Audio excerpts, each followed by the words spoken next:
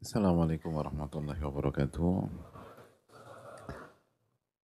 Bismillahirrahmanirrahim.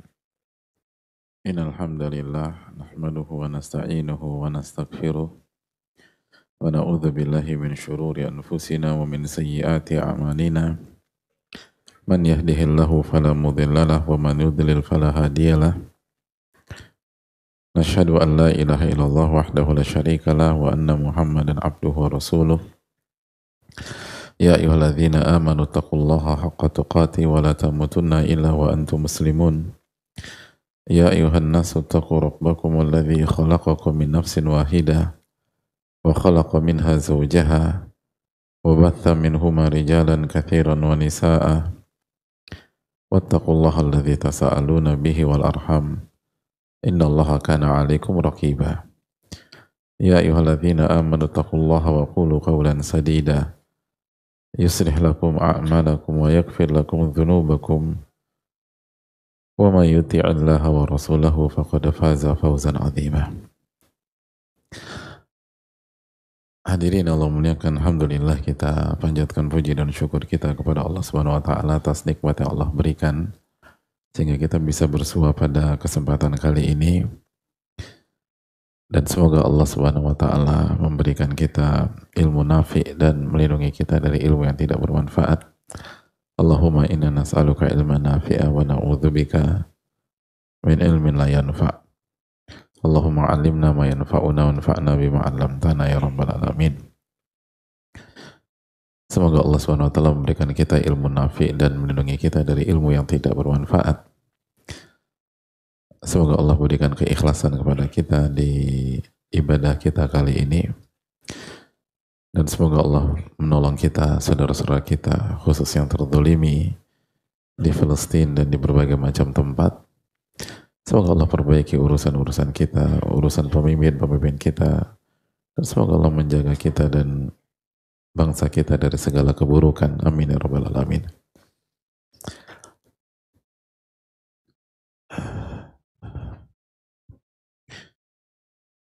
Hadirin Allah muliakan, alhamdulillah kita kembali bersama kitab kita Tadhkiratus Sami, dan kita telah menyelesaikan beberapa hal tentang ujub, dan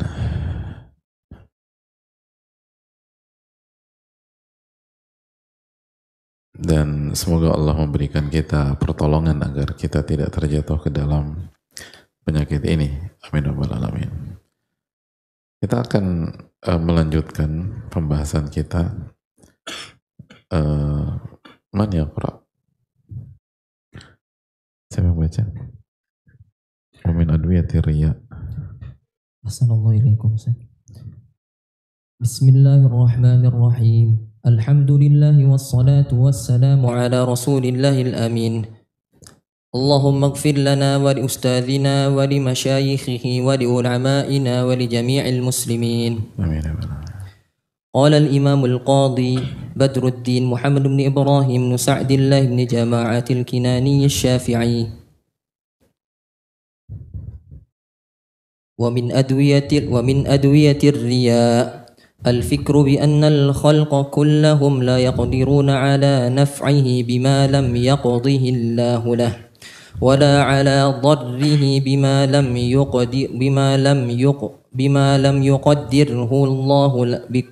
يقدره الله تعالى عليه، فلما يحبط عمله ويضر دينه ويشغل نفسه بمراعاة من لا يملك له في الحقيقة نفعا ولا ضرا، مع أن الله تعالى يطلعهم على أنانيته وقبح سريرته، كما صح في الحديث: من سمع الله به، ومن رأى الله به. Jazakallahu khairan. Bismillahirrahmanirrahim. Alhamdulillah wassalatu wassalamu ala rasulillah. Qala al-muallifu rahimahullah wa min adwiyatir riya. Berkata Ibnu Jama'ah, semoga Allah merahmati beliau, wa min adwiyatir riya, dan di antara obat riya, karena riya adalah salah satu dari penyakit yang paling mematikan di dunia ilmu. sebagaimana yang sudah kita bahas bersama ujub. Jadi riya adalah salah satu penyakit yang paling menakutkan, membahayakan, dan mematikan di dunia ilmu.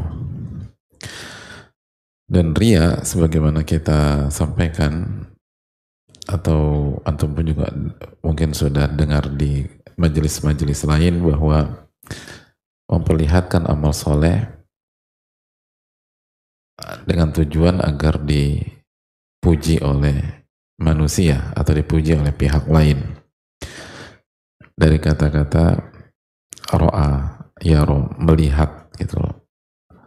Ro'a yuroi, memperlihatkan. Jadi membuat orang melihat amal soleh kita, ibadah kita, agar dia memuji kita. Itu riya. Jadi kita memang sengaja ngeset agar orang ngelihat kita, orang ngelihat amal kita, Allah ngelihat ibadah kita, orang ngelihat takarub kita kepada Allah Subhanahu wa taala, tujuannya agar dia puji kita.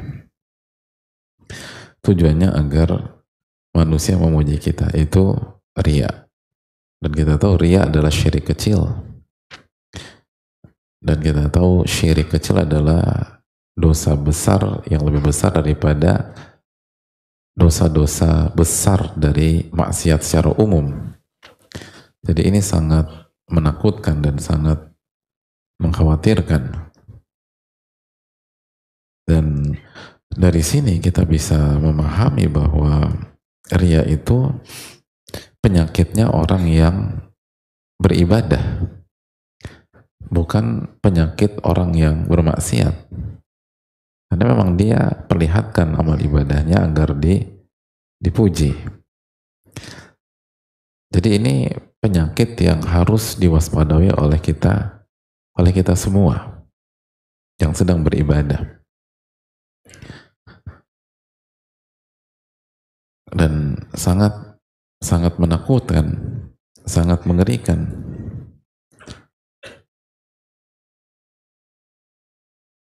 Dan jangan pernah meremehkan masalah riya.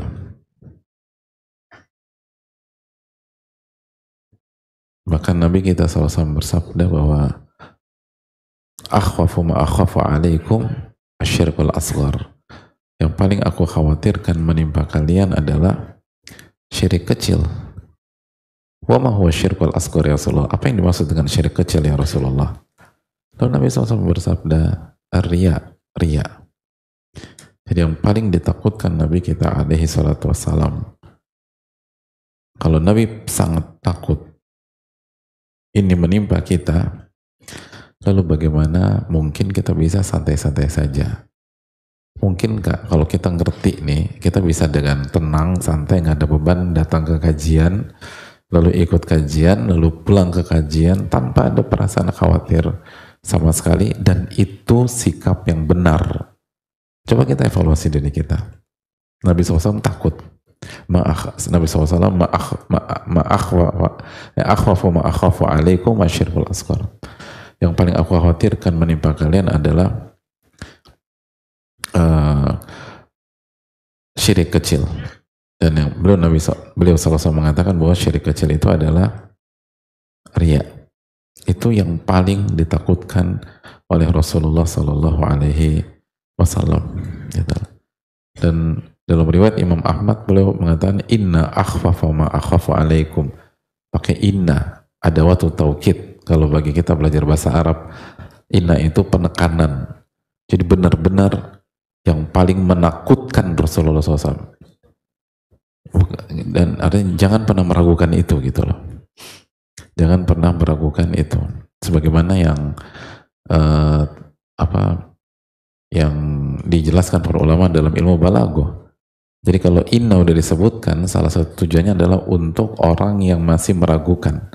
Jadi jangan pernah ragukan bahwa riya adalah hal yang paling ditakutkan Nabi Shallallahu Alaihi Wasallam.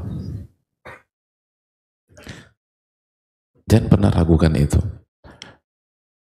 Pertanyaan simpel, kalau Nabi SAW begitu takut menimpa kita, mungkinkah pada saat kita datang ke kajian atau datang ke masjid untuk sholat atau datang ke masjid untuk iktikaf atau kita mengerjakan ibadah lain, lalu kita lalui proses, kita ikuti kajian dari awal sampai akhir, lalu kita pulang ke rumah dengan perasaan tenang, nyaman, nggak ada rasa khawatir sama sekali, dan itu adalah sikap yang tepat. Hadirin nilai sendiri. Nabi SAW sangat takut dengan hal ini. Kok kita bisa tenang-tenang saja? Gitu loh. Bahkan atau ada orang yang jelas-jelas mengklaim gitu loh. Saya ini ikhlas gitu loh, dan seterusnya. Padahal Nabi SAW takut. Nabi SAW melanjutkan, yaqulullahu azza wa jalla lahum yawmal qiyamah. Allah SWT akan menyampaikan kepada mereka pada hari kiamat.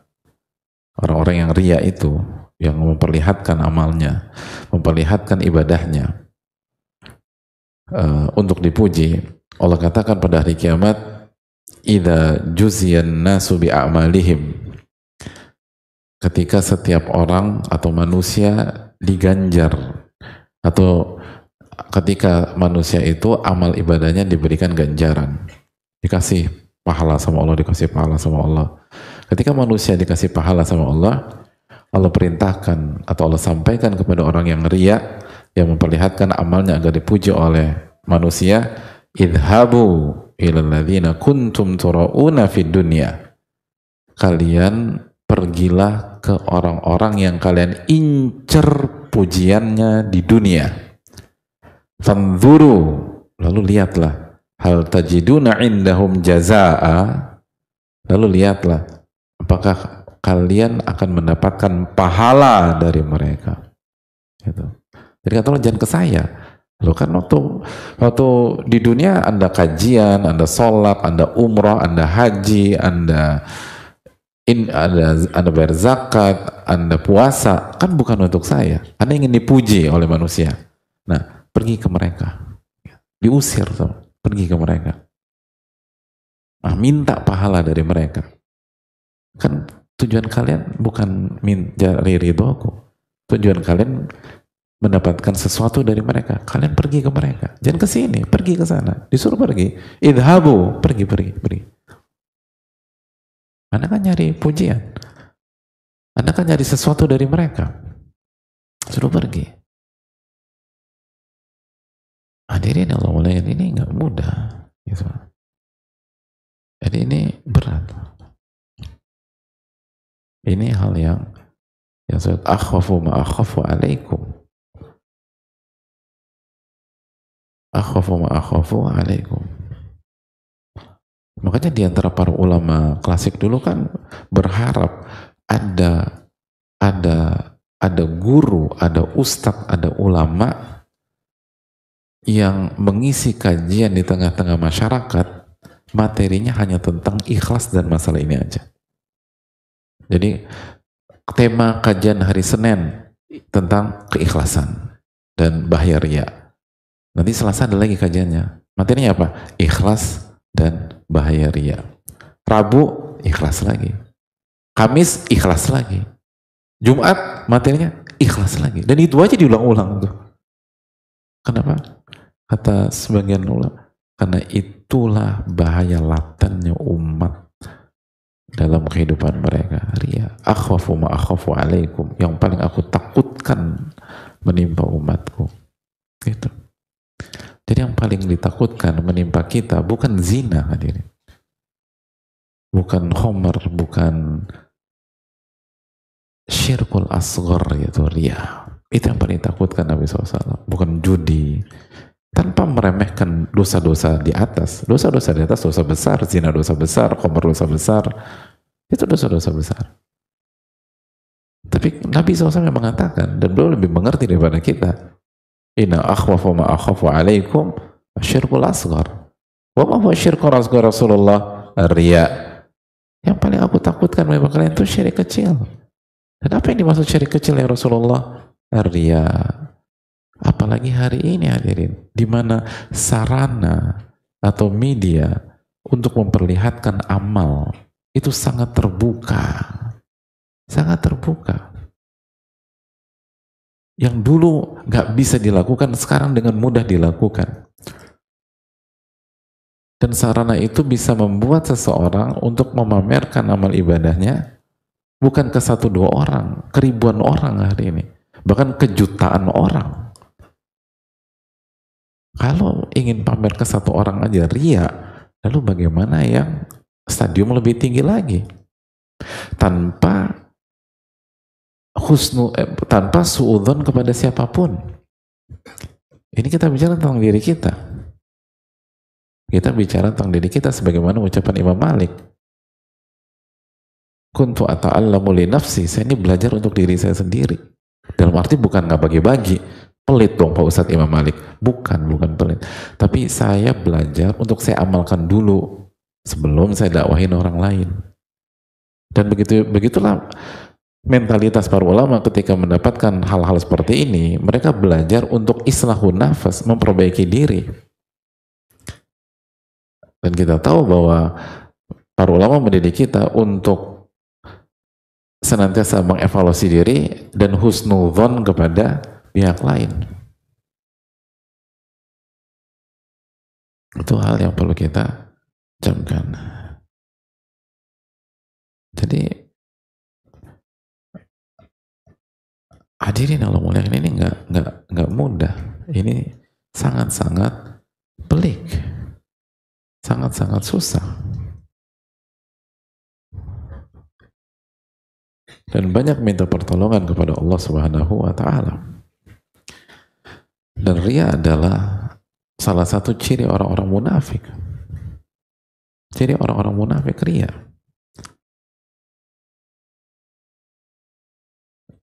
Jadi bayangkan ya hadirin sekalian, dosa besar ini itu saking menakutkannya, itu bisa dikerjakan di masjid, bayangkan. Di masjid. Sedangkan banyak dosa-dosa besar lainnya nggak ada ceritanya dikerjakan di masjid. Riya bisa di masjid. Riya bisa. Itu kurang ngeri apa?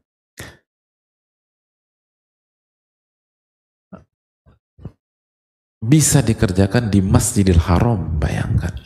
Bisa dikerjakan di Masjid Nabawi. Bisa dikerjakan di Raudhah. Bisa dikerjakan di Arafah pada saat tanggal 9. Gimana kita nggak mikir? Ini bukan dosa yang dianggap remeh. Ini dosa. Kita bisa kerjakan di saf pertama. Orang bisa kerjakan dosa ini sambil sujud. Bayangkan sambil sujud. Anda buat dosa. Dan bukan dosa kecil, dosa besar. Gitu loh.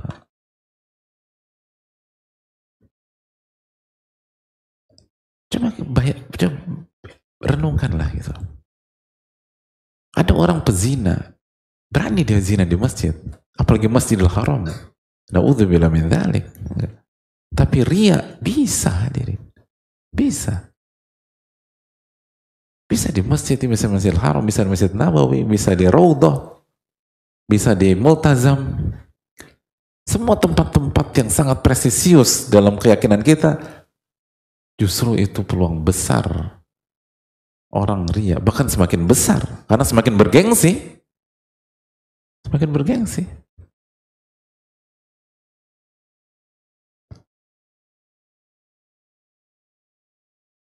Itu menakutkan.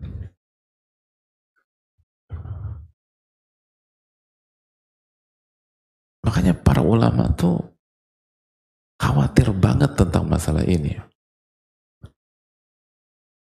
Tapi aku kok tenang Pak Ustadz? Ya karena kita bukan ulama. Itu menunjukkan kekerdilan ilmu kita. Ma khafahu illa mu'min wala aminahu illa munafik.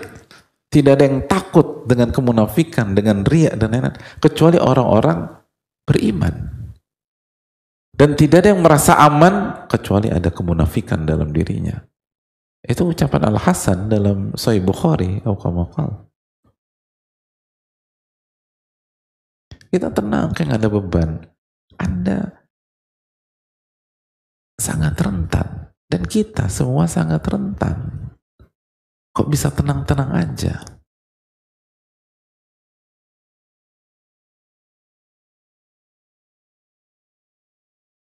Makanya kan dikatakan tak kenal maka tak takut. Nah itu kan, lo benar. Ya sayang juga boleh, tapi takut kan boleh juga lah.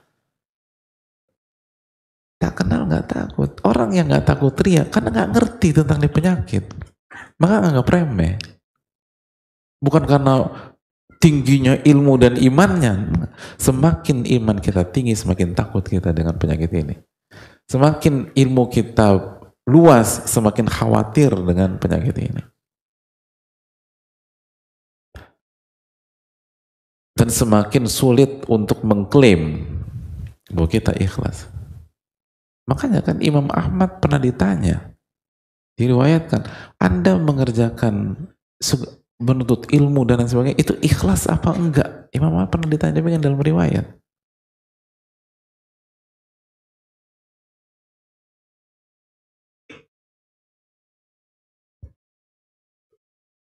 Ditanya, ikhlas nggak gitu?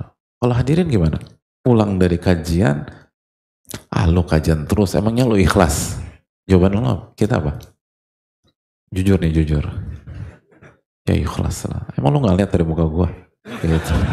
Emang gimana coba hubungannya? Imam Ahmad ditanya, ini penulis kitab Musnad, hafalannya 1 juta hadis, 1 juta hadis. Kita Arba'in Nawawi aja nggak hafal-hafal. Bentuk-bentuk hadis yang kita hafal, innamal a'malu binniyat, innamal a'malu binniyat. Ya bagus, itu hadis besar, tapi kok cuma segitu hafalannya? Imam Ahmad ditanya, itu Anda melakukan ini ikhlas apa enggak? Apa kata beliau?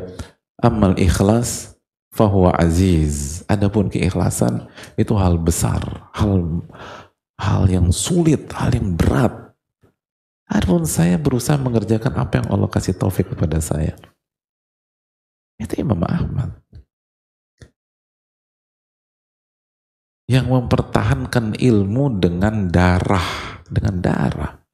lalu dipenjara karena masalah iman terhadap Al-Quran, dicambuk sampai pingsan. Itu Imam Ahmad.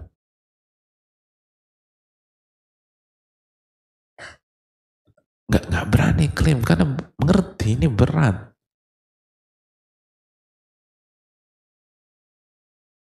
Sampai-sampai Nabi SAW mengatakan apa? Aktsaru munafiku ummati qurra'uha.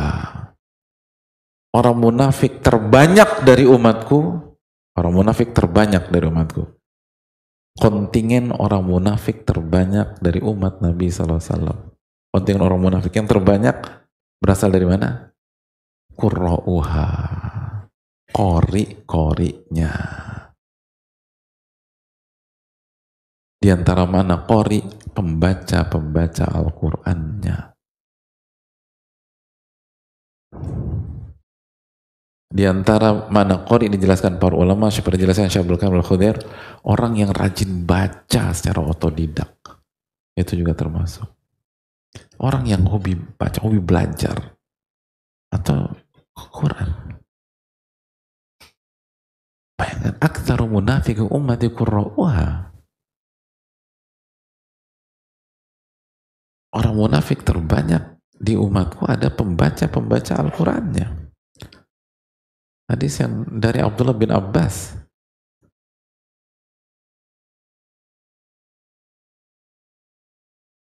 Coba kita renungkan itu. Dan sekali lagi, kalau kita berhadapan dengan hadis ini, untuk diri kita. Nah ini, coba catat. Untuk diri kita. Stabiloin kalau perlu. Ini penting.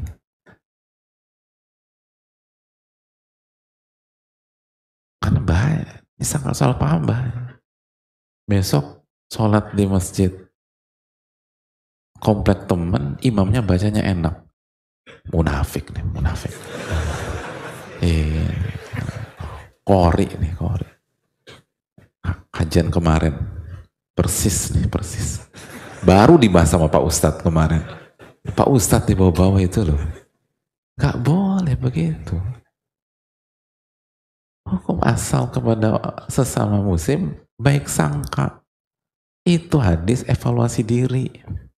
Bukan kita gunakan nembakin saudara-saudara kita.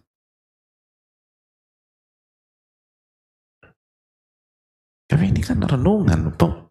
Ini jadi orang kalau belum baca hadis ini, mereka mungkin berpikir, wah itu pasti pezina tuh Pak Ustaz.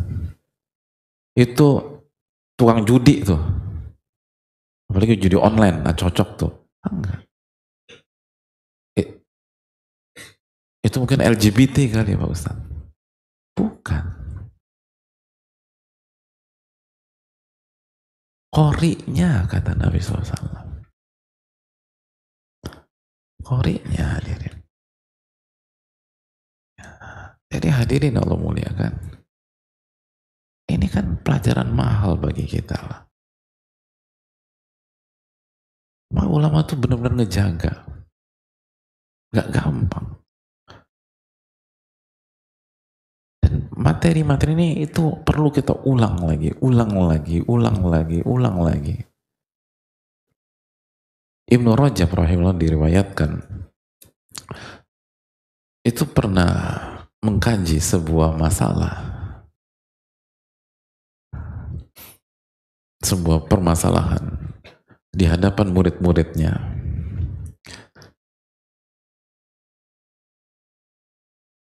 Lalu beliau bahas dengan komplit dan sangat mengagumkan. Itu murid-muridnya terpukau dengan betapa komplitnya, betapa lengkapnya dan betapa dalamnya pembahasan dari gurunya tersebut, Ibnu Rajab rahimahullahu ta'ala.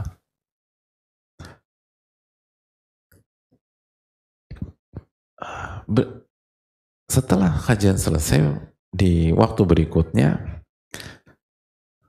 Ibnu Rajab dan beberapa muridnya diundang di sebuah forum yang isinya, yang di forum itu tuh ada banyak hakim syar'i pada saat itu, hakim syar'i.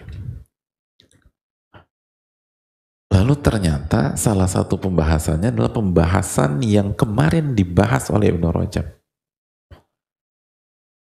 Namun pembicara pada saat itu di forum itu menyampaikan materi tersebut dengan kualitas yang jauh di bawah Ibnu Rajab, jauh di bawah Ibnu Rajab. Oh jauh, sebagian menceritakan nggak bisa dibandingkan.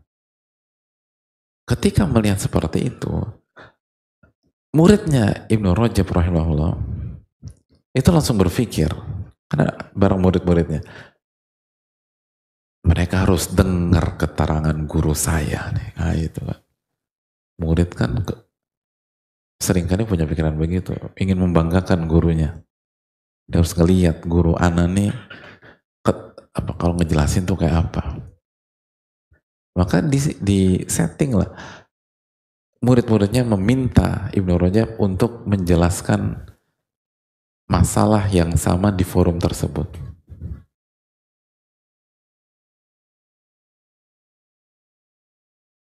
Dengan tujuan apa?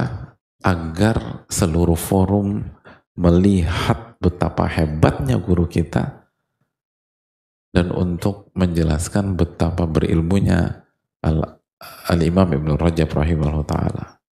Begitu kalau bahasa kita dikasih mic,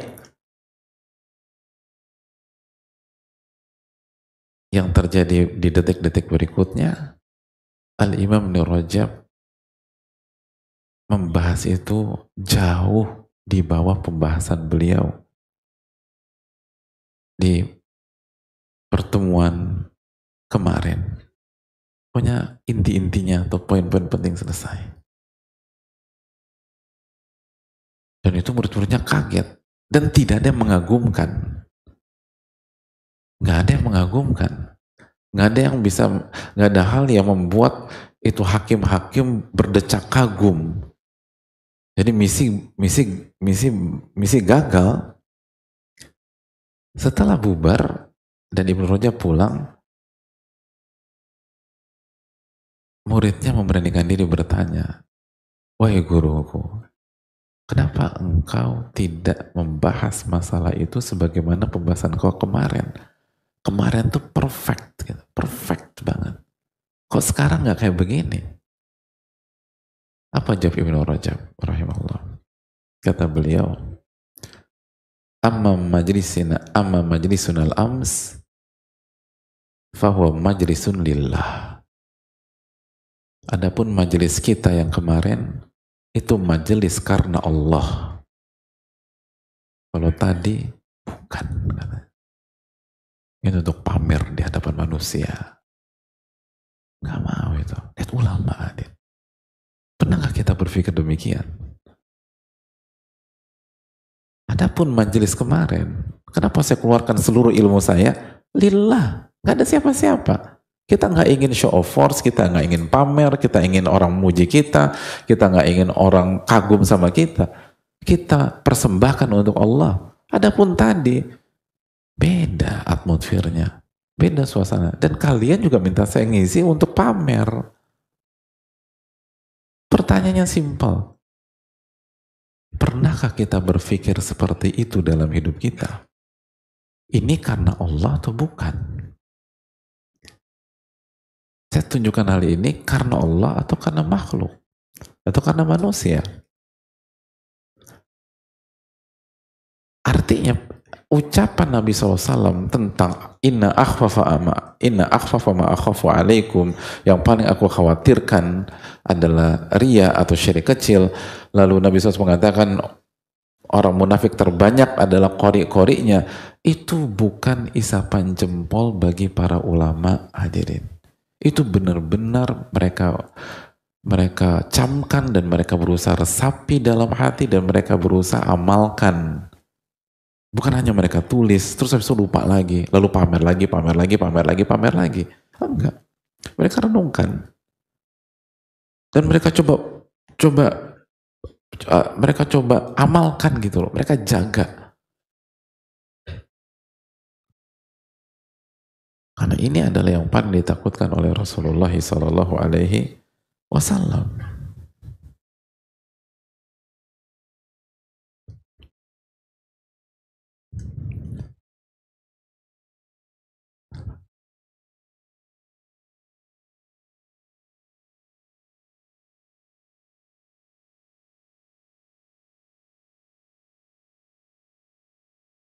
Mereka tuh takut hadirin.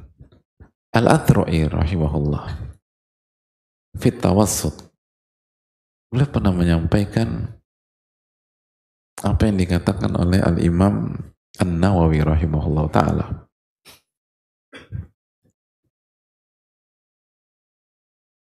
Ketika membicarakan kitab beliau Ar-Rawdah. Rawdah apa? Rawdatul Jannah. Rawdatul Talibin itu awalnya kitab apa? Wallahu alam. Siapa yang tadi bilang Rawdatul? Itu syarah atau keterangan atau buku khusus, buku independen atau apa? Ya buku fikih benar. Masa buku fisika? Ya buku fisika. Rawdatul Talibin adalah mukhtasar dari Syarhul Kabir karya Al-Imam Ar-Rafi'i rahimahullah ta'ala. Dan sangat fenomenal. Sangat fenomenal.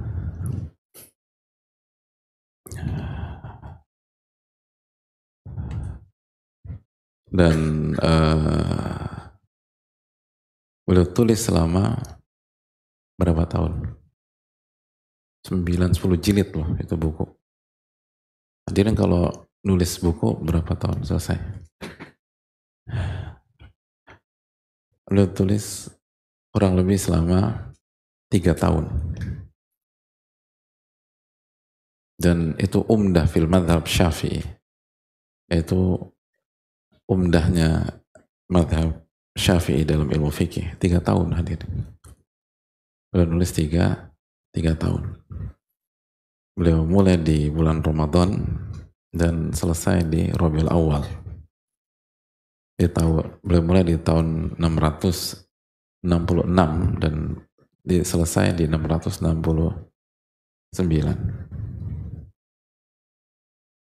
Ya. Ya, Rawdatul Talib, 3 tahun beliau tulis. Al-Adhra'i mengatakan bahwa annahu hamma qabla mautihi bi ghasliha. Imam Nawawi itu ternyata menjelang beliau wafat, beliau ingin mencuci kitab Rawdatul Talibin. Apa maksud, apa arti mencuci dalam dunia para ulama? Kotor kayaknya Pak Ustadz, berdebu kali itu buku. Bukan. Maksud mencuci itu buku dimasukkan ke air biar hancur,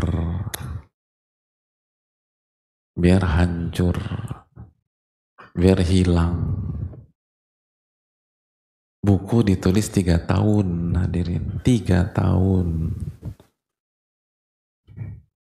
Di akhir hayatnya beliau pengen, nah, hancurkan saja buku saya. Lalu kata orang-orang, sarot biha rukban, nggak bisa Imam Nawawi, karena buku engkau itu udah tersebar kemana-mana, nggak bisa. Mungkin engkau bisa menghilangkan buku yang ada di tanganmu, tapi kan udah dicetak, udah bahasa kita udah dicetak, udah disebar kemana-mana, nggak bisa lagi. Terus kata beliau apa? Kata Imam Nawawi bilang apa? Fi nafsi minha asya. Saya takut nggak ikhlas gitu loh. Jadi beliau ingin menghancurkan, bukan karena penjualannya turun, bukan. Buku itu sampai hari ini salah satu bestseller dalam ilmu fikih. Nggak ada penjual. Beliau khawatir tidak ikhlas. Beliau khawatir ria. Dan itu dijelaskan sebagian masyayikh. Ketika sebagian ulama menjelaskan ini bukan hanya Imam Nawawi, ini kultur para ulama. Kultur para ulama. Kalau mereka merasa kayaknya saya ria deh, atau kayak itu belum bisa ngajarin. Di antaranya Imam Nawawi. Dan kita bersyukur buku itu udah keburu kesebar. Kalau sampai belum kesebar terus dihancurkan, itu kerugian besar dalam dunia ilmu fikih.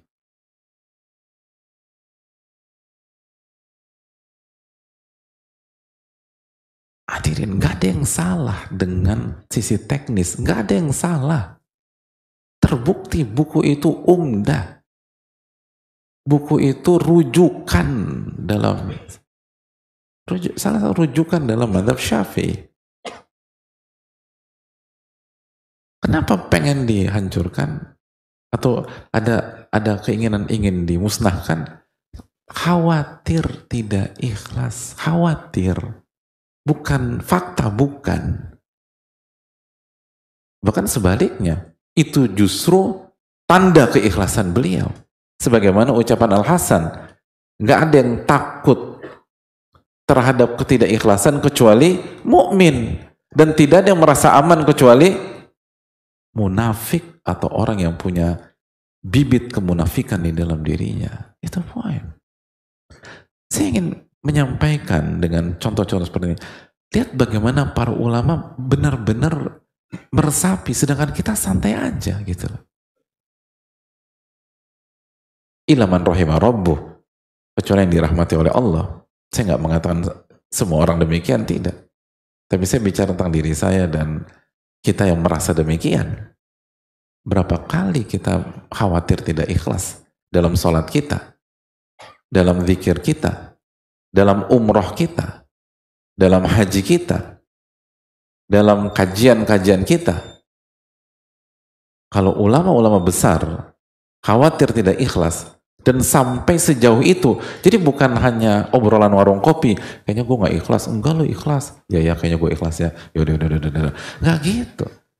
Mereka ingin memusnahkan karyanya, 3 tahun dikerjakan, pengen dihilangin. Padahal nggak ada masalah secara teknis, nggak ada masalah dalam konten, nggak ada masalah dalam, kalau bahasa kita, nggak ada masalah dengan distribusi, nggak ada masalah dengan penjualan, nggak ada masalah dengan, nggak ada masalah. Nggak ada masalah sama sekali. Mereka khawatir tidak ikhlas, itu aja. Nah, sejauh mana kita mengevaluasi niat kita dalam ibadah-ibadah kita? Itu poin.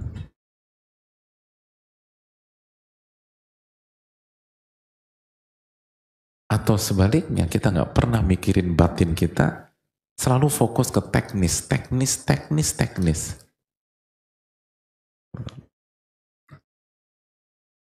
Berfilm. Itu poin. Alhamdulillah kemarin perjalanan lancar. Lancar itu kan teknis. Hati kita lancar apa enggak, itu pertanyaannya. Kajian gimana? Kajian rame. Rame itu teknis. Ikhlas apa enggak kita dalam kajian? Apakah itu menjadi isu besar enggak bagi kita? Itu isu besar bagi Nabi kita SAW. Tapi mari kita jujur, itu isu besar enggak bagi kita? Para ulama demikian.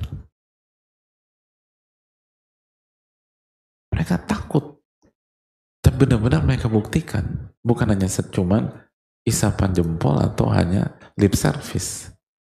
Makanya Allah berkahi. Allah berkahi mereka. Dan sebaliknya, seringkali kita merasa hidup kita nggak berkah. Padahal secara teknis, rasanya semua baik-baik saja. Iya, karena masalah bukan di teknis. Masalah di hati. Masalah di batin. Masalah di tauhid. Masalah di iman. Masalah di syirik kecil. Itu yang membuat kita berantakan dalam hidup. Padahal seluruh masalah teknis ada pada genggaman kita. Insya Allah kita lanjutkan pada salat maghrib. Wassalamualaikum warahmatullahi wabarakatuh. Assalamualaikum warahmatullahi wabarakatuh. Bismillahirrahmanirrahim. Alhamdulillah wassalatu wassalamu ala Rasulillah wa ba'd. Jamaah yang Allah muliakan, semoga kita diberikan ilmu nafi dan dijauhkan dari ilmu yang tidak bermanfaat. Amin ya rabbal alamin. Setelah kita tahu betapa bahayanya riya, dan ini bukan perkara yang mudah bagi kita semua, maka pertanyaannya bagaimana obat dari riya tersebut. Penulis membawakan sebuah obat yang layak untuk kita renungkan dan layak untuk kita resapi dan kita amalkan, bahwa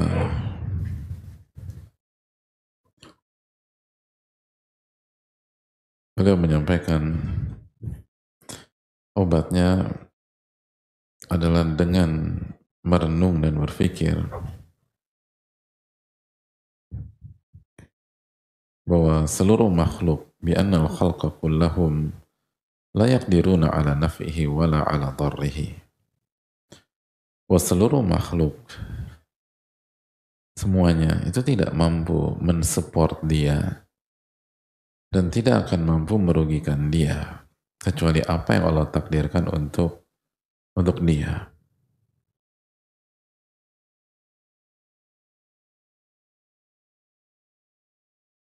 Jadi sekali lagi, semua makhluk itu nggak akan bisa menguntungkan kita atau merugikan kita kecuali apa yang Allah takdirkan kepada kita.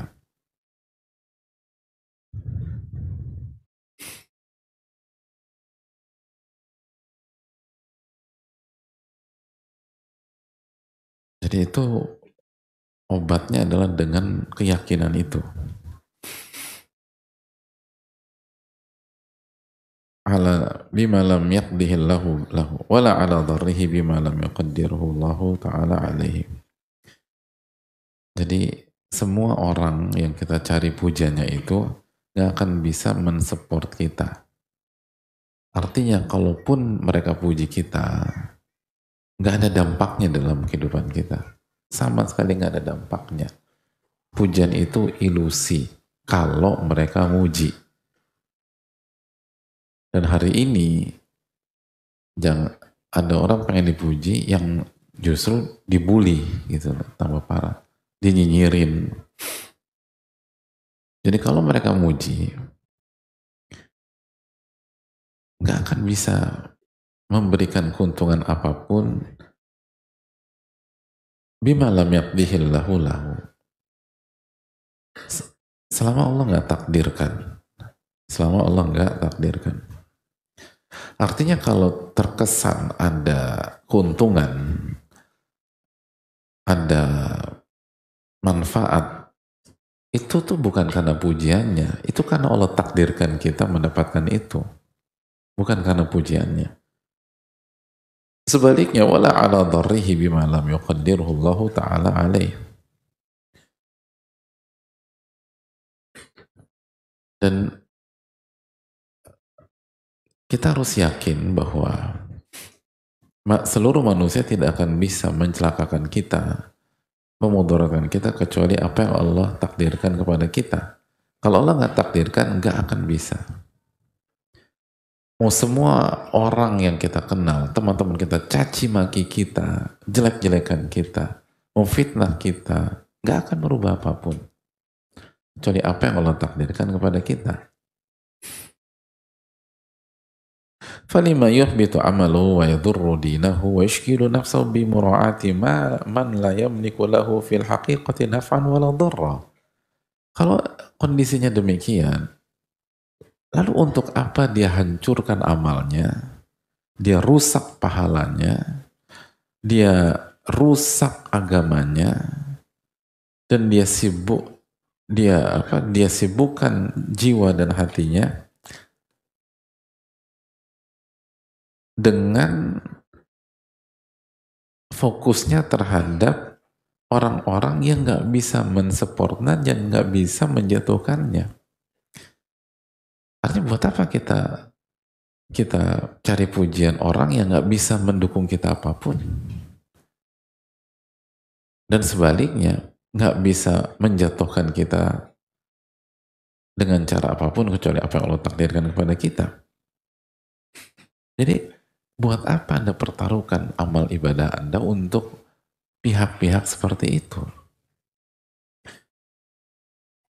Pihak-pihak seperti itu. Dan ini adalah akidah seorang mukmin. Sebagaimana hadits Abdullah bin Abbas yang harus terus kita renungkan. Ketika Nabi SAW bersabda kepada Abdullah bin Abbas, ketika Abdullah bin Abbas masih kecil, apa kata Nabi SAW? Ya gulam, inni u'allimuka kalimat. Nah, aku akan ajarkan engkau beberapa prinsip, beberapa kalimat. Dan Nabi SAW, pada saat itu mereka berada di kendaraan. Kata Ibnu Abbas, saya itu digoncengin Nabi SAW. Itu Nabi SAW masih menanamkan tauhid dan iman. Kata Nabi SAW, ya gulam ini wa'alimu ke kalimat. Aku ajarkan kamu beberapa prinsip ya nak. Yang pertama apa? Ihfadillah yahfadka. Jagalah hak Allah nak. Niscaya Allah akan jaga kamu. Lihat dari kecil. Nabi SAW mengatakan jagalah hak Allah nak. Nanti Allah jaga kamu. Coba kita evaluasi masa kecil kita. Kita pernah dengar kalimat seperti ini enggak? Jagalah hak Allah. Insya Allah Allah akan jaga kamu. Ihfadillah tajidu tujahak. Jagalah hak Allah. Niscaya engkau akan mendapatkan Allah di hadapanmu. Wa idza sta'anta fasta'in billah. Dan kalau engkau meminta tolong, fa idza sa'alta fas'alillah. Jika engkau meminta, minta kepada Allah. Wa idza sta'anta fasta'in billah. Kalau minta tolong sama Allah. Allahu akbar. Wa'lam, nah, ketahuilah, annal ummata, seluruh umat manusia, law ijtama'at ala an yanfa'uka bi syai' lan yanfa'uka illa bi syai'in qad kataballahu lak. Apabila seluruh umat manusia ini bersekutu, berkoalisi untuk mensupport kamu, untuk mendukung kamu, untuk memberikan manfaat kepada kamu, nggak akan berhasil, nak, kecuali sesuai dengan apa yang Allah takdirkan untuk kamu. Wa in ijtama'u ala an yadurruka bi syai'. Dan apabila seluruh manusia menjadi oposisimu dan mereka bersekutu, mereka bersatu untuk menjegalmu, untuk menjatuhkanmu, untuk menghalang-halangimu dari cita-citamu, untuk menyakitimu, lan yadurruka illa bi syai'in qad kataballahu 'alaik. Gak akan bisa, nak, kecuali apa yang Allah takdirkan terhadapmu. Powerful, hadirin. Anak kecil, hadirin. Dari kecil ditanamkan demikian. Ini obat riya, hadirin, kata Ibnu Jama'ah. Ini dasar-dasar kehidupan. Dan dalam riwayat, selain Tirmidzi, itu ada Tirmidzi ya. Ihfadillah tajidu amamak. Jagalah Allah, engkau akan mendapatkan Allah ada di hadapanmu. Ta'arraf ilallahi fir raha, ya'rifka fi syiddah. Kenalilah Allah ketika engkau sedang lapang. Nah, jadi masih kecil ya. Nah, kenali Allah ketika sedang lapang, lagi senang, lagi di atas. Maka Allah akan mengenalimu ketika engkau susah. Ya arifka fi syiddah, Allah akan kenal. Karena engkau berusaha mendekat, merapat, bertakarrub ketika engkau lagi lapang. Jadi, nah, jangan ke Allah jangan ke Allah ketika lagi jatuh. Kamu harus ke Allah. Artinya kamu harus mendekat kepada Allah ketika lagi lapang. Nanti Allah akan ingat kamu ketika lagi susah. Wa'lam, ketahuilah,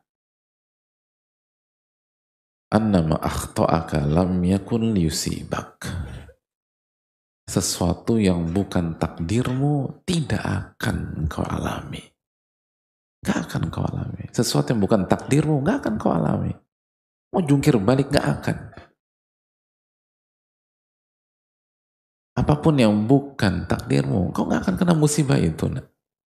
Atau engkau gak akan dapatkan itu. Wa ma asabaka lam yakun liyukhti'ak. Dan apa yang sudah menjadi takdirmu gak akan meleset, nak. Mau semua orang halang-halangi, kamu akan dapat itu. Wa'lam anna nasra ma'as sabar. Ketahuilah, kemenangan selalu bersama kesabaran. Wa annal faraja mal karab. Dan kemudahan itu bersama kesulitan. Wa anna ma'al usri yusra. Dan kemudahan bersama kesulitan. Jalan keluar bersama ujian. Dan kemudahan bersama kesulitan. Atau bersama kesulitan ada kemudahan. Itu dari kecil Nabi SAW tanamkan itu. Sallallahu alaihi wasallam. Bicara anak kecil.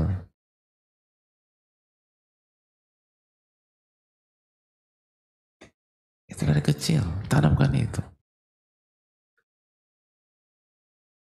gimana nggak solid gitu loh. Dari kecil ditanamkan. Ihfadillah yahfadka. Jagalah Allah. Nanti Allah akan jaga kamu. Dari kecil ditanamkan. Ta'arraf ilallahi firraha ya'rifka fi syiddah. Kenali Allah ketika lagi lapang. Perkenalkan diri Anda kepada Allah ketika lagi lapang. Kenali Allah. Nanti Allah akan ingat Anda ketika lagi susah.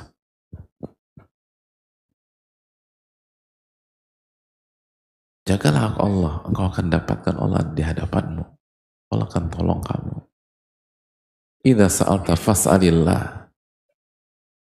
Kalau minta, minta sama Allah. Siapa dari kita menanamkan itu? Di keluarga. Di anak-anak kita. Bukan. Nah, ada apa-apa, minta papa. Gimana minta papa? Kita yang ngerusak tauhid anak kita. Kita yang buat anak kita bergantung kepada makhluk. Bukan salah siapapun. Dia seperti kata Nabi SAW. Kullu mauludin yuladu alal fitrah. Setiap bayi yang lahir, lahir di atas fitrah. Terus siapa yang ngerubah? Orang tua. Fa'abawahu yuhawidanihi au yunasiranihi au yumajisanihi. Itu orang tua yang buat dia Yahudi, Nasrani, dan Majusi. Orang tua yang buat dia jadi ahli dunia. Yang bergantung kepada makhluk. Adapun Nabi SAW enggak. Makanya lihat Abdullah bin Abbas. Tumbuh solid hadirin. Dari awal dikasih tahu. Dari awal ditekankan.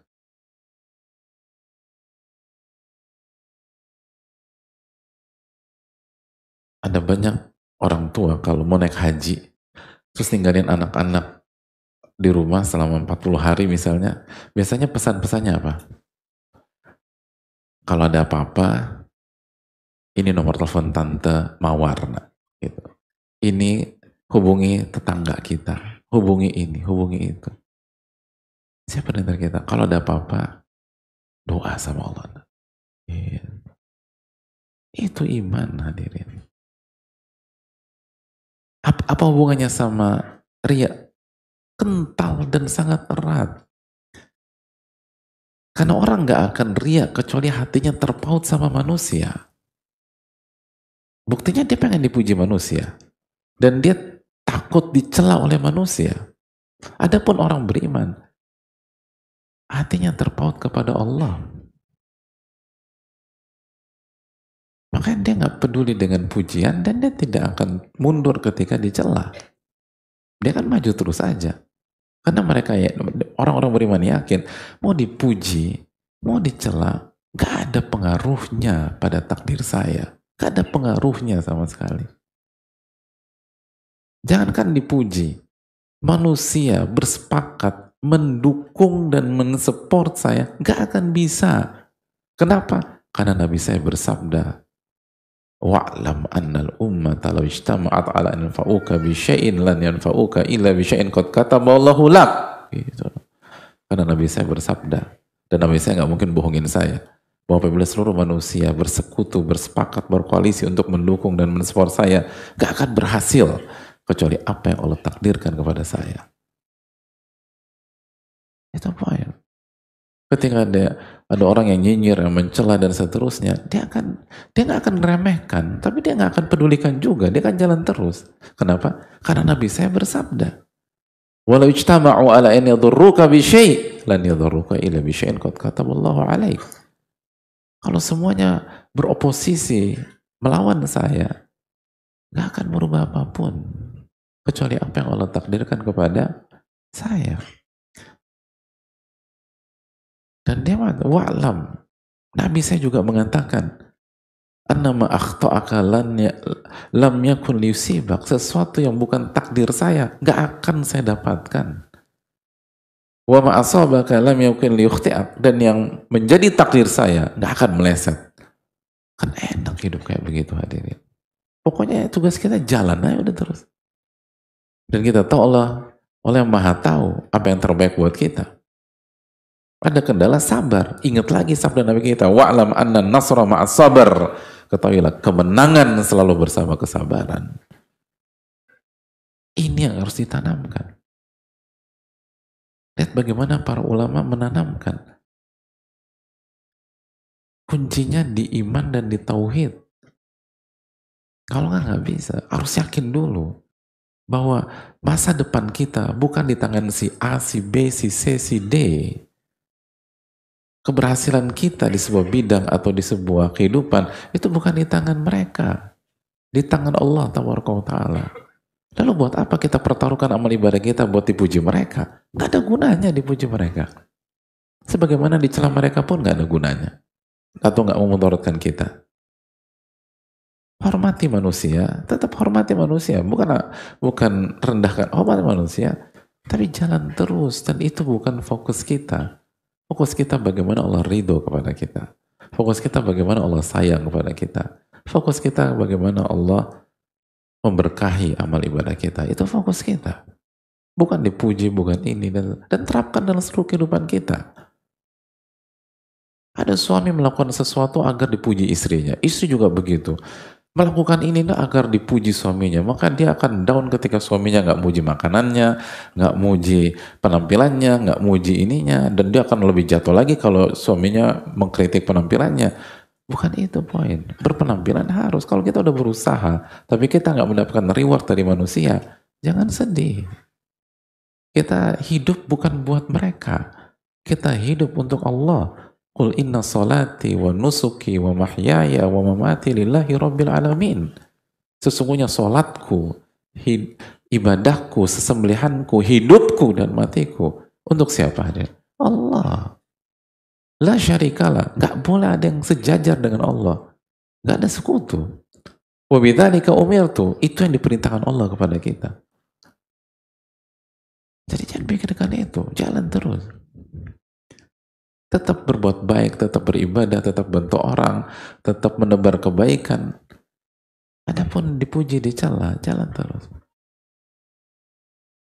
Karena sekali lagi kata Ibnu Qudamah, kenapa sih Ibnu Jama'ah membawakan obat ini? Karena penyebab penyakit ria itu kata para ulama sebagaimana dijelaskan sebagian para ulama seperti Ibnu Qudamah dalam Mukhtasar. Yang pertama, ingin dipuji manusia, atau yang kedua, takut dicela manusia. Itu inti ria. Yang ketiga, menginginkan sesuatu yang ada di manusia. Inti semua itu, kata para ulama, ingin kedudukan di tengah-tengah manusia. Itu masalahnya. Karena ketika seseorang ingin kedudukan di tengah-tengah manusia, maka dia akan mengharapkan pujian dan takut dicela. Karena dia berpikir, kalau saya dicela sama manusia, saya akan kehilangan kedudukan di tengah-tengah manusia. Itu masalahnya. Makanya obatnya adalah dengan iman, dengan tauhid, dan meyakini bahwa gak ada hubungannya itu semua. Yang menentukan itu Rob kita, subhanahu wa ta'ala. Bukan A, bukan B, bukan C, bukan D. Lihat Nabi kita SAW dicaci maki 13 tahun, dicela, difitnah. Tidak merubah takdir beliau untuk menguasai kota Mekah. Itu. Nggak merubah takdir. Ketika Allah sudah takdirkan beliau menguasai kota Mekah, beliau kuasai di Fatu Mekah. Mau orang bilang apa, mau segala macam, nggak ada pengaruhnya, hadirin. Tidak ada pengaruhnya. Itu Rasulullah Sallallahu Alaihi Wasallam. Oleh karena itu, kembalilah ke Nabi kita Alaihi Salatu Wasallam dan lihat bagaimana beliau Sallallahu Alaihi Wasallam itu mendudukan masalah ini. Makanya hadirin sekalian, orang yang ria itu sangat ringkih, sangat lemah, gak kuat. Kenapa demikian? Karena ketika kita sudah terjangkit ria, maka itu menunjukkan iman kita sangat lemah atau iman kita nggak bagus.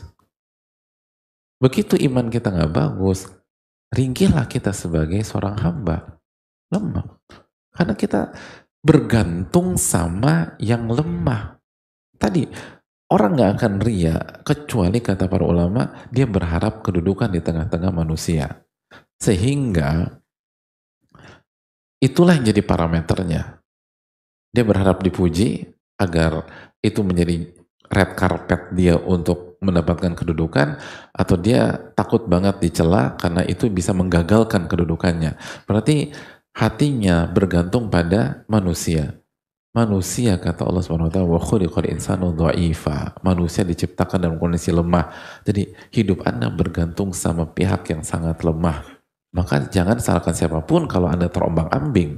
Jangan salahkan siapapun kalau Anda jatuh dan Anda terbawa angin. Kenapa? Karena Anda bergantung sama yang sangat lemah. Berbeda dengan apabila kita bergantung kepada Rabbul Alamin, Al-Qawi, Al-Jabbar, Al-Mutakabbir, Al-Azim, Al-Aziz, ala kulli syai'in qadir, yang mampu melakukan segala sesuatunya.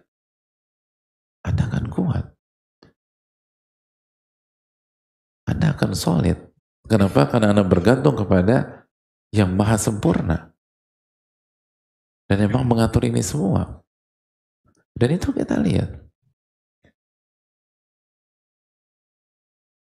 Allah maha luas.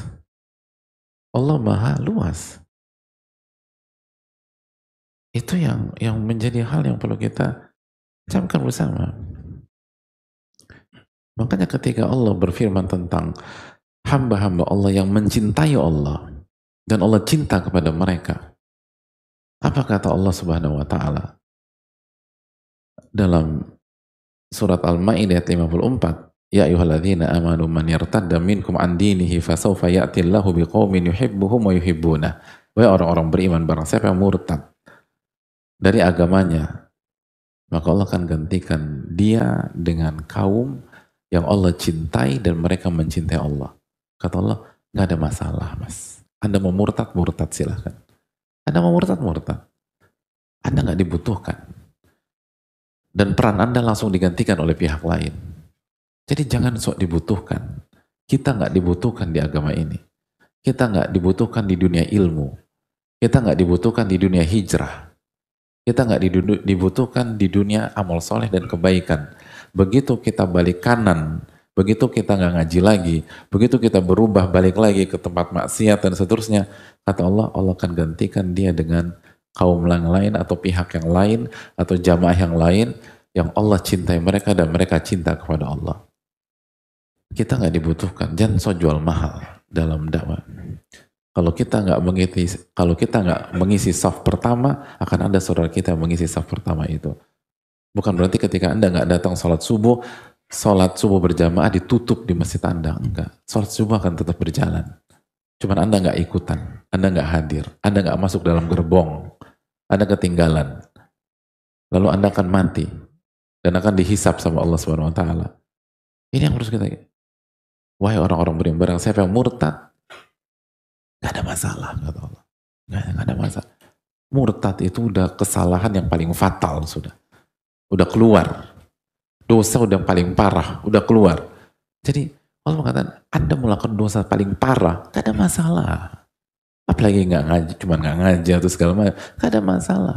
Atau wanita buka hijab segala, bagi Allah bukan gak ada masalah, nggak, silahkan. Nggak dirugikan, Anda nggak dibutuhkan, tidak dibutuhkan, Anda yang berantakan, bukan Allah. Allah as-somad. Allah nggak butuh Anda yang butuh sama Allah. Kita yang punya masalah, kita yang diuji, kita yang sakit, kita yang punya masalah rumah tangga, punya masalah dengan anak, punya masalah dengan orang tua, kita yang punya masalah. Kita yang butuh sama Allah. Allah nggak butuh sama kita. Kalau Anda keluar, otomatis Allah akan gantikan. Siapa yang gantikan kita? Yang Allah cintai dan mereka mencintai Allah. Adzillatin 'alal mu'minin, dan mereka tawadhu, merendah di hadapan orang-orang beriman. Lihat, ini penting. Penuntut ilmu nggak boleh petantang-petenteng sama umat Islam. Penuntut ilmu tuh nggak boleh arogan sama orang-orang beriman. Penuntut ilmu tuh harus tawadhu sama orang-orang beriman. Sama umat tuh tawadhu. Nggak boleh sok jago, nggak boleh.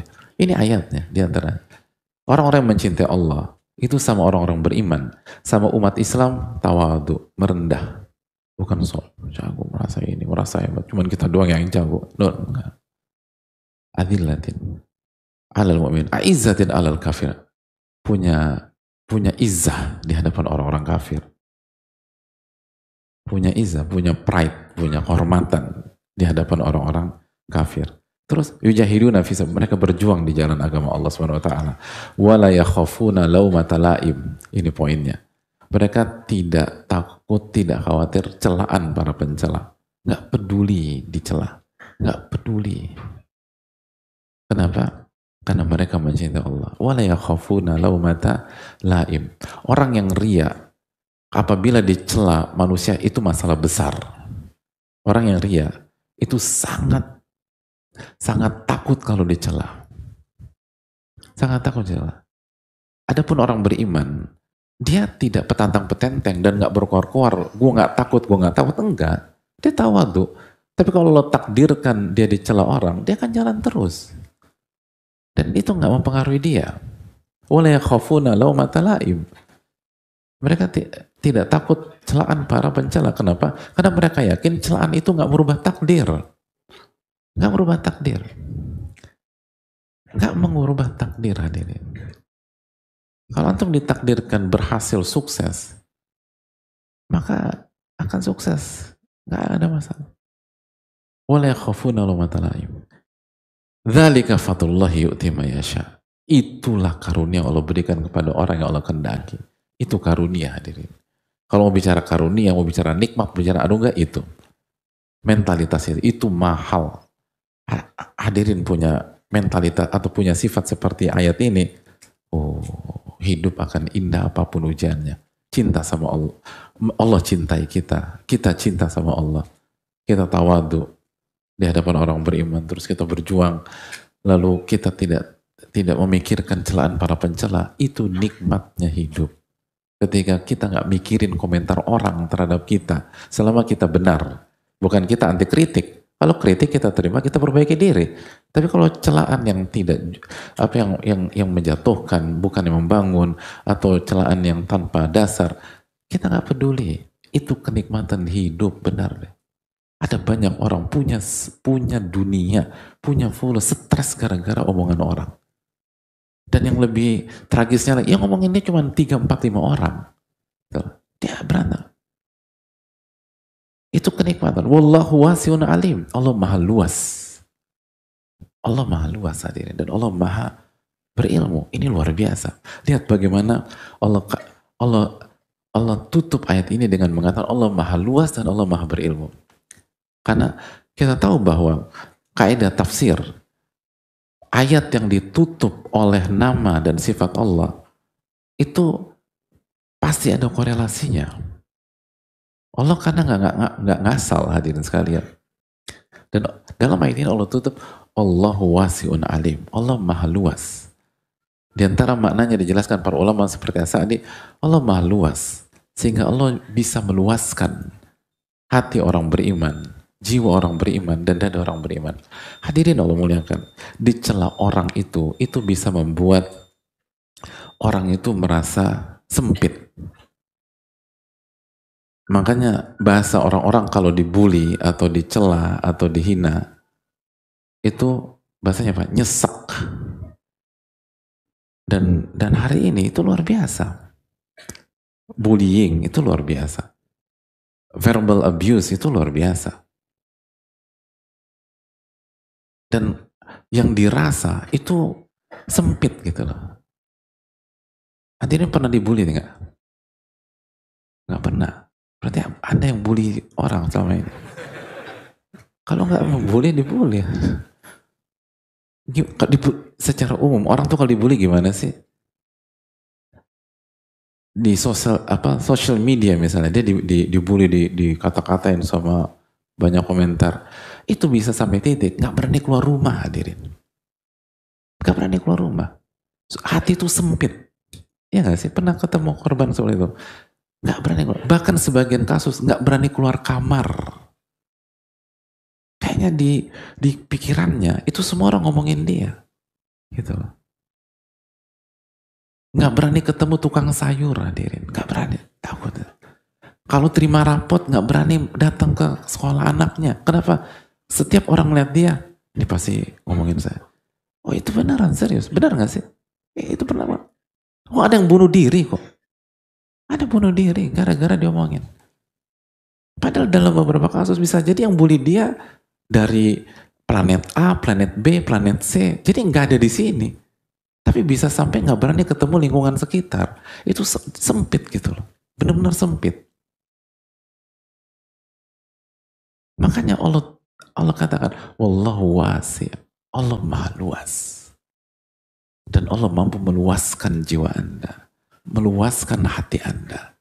Sehingga kayak nggak ada pengaruhnya sama sekali. Nggak ada pengaruh. Jadi dibully nggak dibully biasa aja. Luas gitu loh. Jalan biasa. Adapun kalau kenapa syaratnya apa? Cinta sama Allah, bergantung sama Allah, dan harus yakin bahwa apapun itu nggak akan merubah takdir kita. Makanya orang-orang yang beriman atau yang Allah luaskan dadanya itu datang tuh cuek aja. Dan dia nggak sombong sama orang. Dia tebarkan salam, assalamualaikum warahmatullahi wabarakatuh. Gitu loh. Bahkan ketika ketemu dengan orang yang ngebully dia, mungkin di sosial media, itu dia santai gitu. Assalamualaikum Pak. Bahkan bisa jadi yang bully itu yang pucet gitu. Atau sebel gitu kan, orang hasad kan pucet-pucet atau yang nggak nyaman. Kalau kita hasad gimana sih? Kan nggak enak hidup. Dianya yang diomongin, dicaci maki, yang difitnah, santai aja. Bahkan bisa negor, assalamualaikum mas, waalaikumsalam. Kok pucat banget? Kayaknya ada mikirin sesuatu deh. Kan, ya. Dan dia lagi mikirin kita, nih orang dasar ini betul-betul. Santai gitu. Yang ribet justru yang ngomongin. Karena orang kalau ngomongin orang jauh dari Allah, masa Allah ridho sama orang yang suka gibah? Mana ada dalilnya Allah ridho sama orang suka gibah, ridho sama orang suka fitnah? Mereka hidup itu sempit. Makanya sempit atau enggak itu bukan pada saat diomongin orang atau tidak. Kita sempit ketika hati kita tidak diluaskan sama Allah. Dan kita hidup plong ketika hati kita diluaskan sama Allah. Itu poinnya. Dan makanya jadilah orang yang ikhlas. Makanya penuntut ilmu yang benar-benar menjalankan itu hidupnya tenang, lapang, nyaman. Kenapa? Karena hatinya dilapangkan sama Allah, diluaskan sama Allah SWT. Dan itu bisa. Kan Nabi SAW dibully 13 tahun, tetap baik sama A, baik sama B, baik sama C, baik sama D. Gak ada isu. Lihat hati manusia terbaik SAW yang dilapangkan sama Allah. Ketika berhasil menguasai kota Mekah, gak ada dendam. Diriwayatkan Nabi SAW mengatakan, idhabu wa antum talaqa. Silahkan pulang ke rumah kalian. Kalian bebas. Saya nggak otak-atik. Padahal kalau beliau mau balas dendam bisa pada hari itu. Beliau mau bunuh mereka bisa pada saat itu. Beliau mau siksa mereka bisa pada saat itu. Tapi hati beliau lapang. Idhabu wa antum talaqa. Pulanglah. Kalian bebas. Itu yang kita cari dalam hidup. Dan syaratnya nggak boleh riya. Karena riya itu satu paket dengan galau ketika dicela. Kalau kita riya, otomatis kita akan galau kalau dicela. Itu satu paket. Orang yang senang dipuji, maka akan hancur ketika dicela. Kalau ingin tegar ketika dicela, jangan senang dipuji orang. Jangan senang dipuji orang. Itu satu paket. Karena masalahnya sama, akarnya sama. Hati ini terpaut kepada makhluk, itu poinnya. Dan ingin kedudukan di tengah-tengah manusia. Sekali lagi, ini bukan tentang punya kedudukan di tengah-tengah manusia. Ini tentang motif. Bedakan antara motif ingin punya kedudukan di tengah manusia dengan orang yang dengan orang yang punya kedudukan di tengah manusia padahal dia nggak punya motif sama sekali untuk itu. Yang jadi masalah adalah motif ingin punya kedudukan di tengah-tengah manusia sehingga hati terpaut dengan manusia. Nabi SAW itu nggak punya ambisi punya kedudukan di tengah-tengah manusia, nggak ada. Justru karena keikhlasannya beliau menjadi orang terbaik di tengah-tengah manusia. Abu Bakar As-Siddiq radhiyallahu ta'ala nggak punya motif jadi penguasanya manusia. dan punya kedudukan? Enggak. Tapi dengan kejujuran, keikhlasannya, beliau jadi orang nomor satu di tengah-tengah manusia. Semua demikian. Kalau kita nggak punya motif itu, Allah akan kasih jalan. Makanya kata para ulama, man kariha syuhra ishtahara. Barang siapa yang membenci popularitas, justru dia akan populer nantinya. Allah akan buat jalan dia angkat.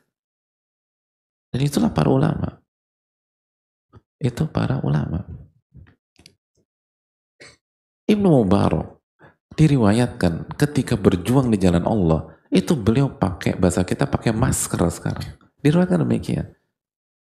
Pakai masker. Suatu ketika maskernya, orang kan kepo nih, jago banget nih orang, siapa sih? Akhirnya disingkap penutup wajahnya. Akhirnya ketahuan Ibnu Mubarak gitu loh. Hadirin, kalau hadirin di posisi Ibnu Mubarak, perasaannya gimana? Alhamdulillah. Emang momentum itu selalu akan hadir kalau orang itu sabar. Akhirnya itu wawancara.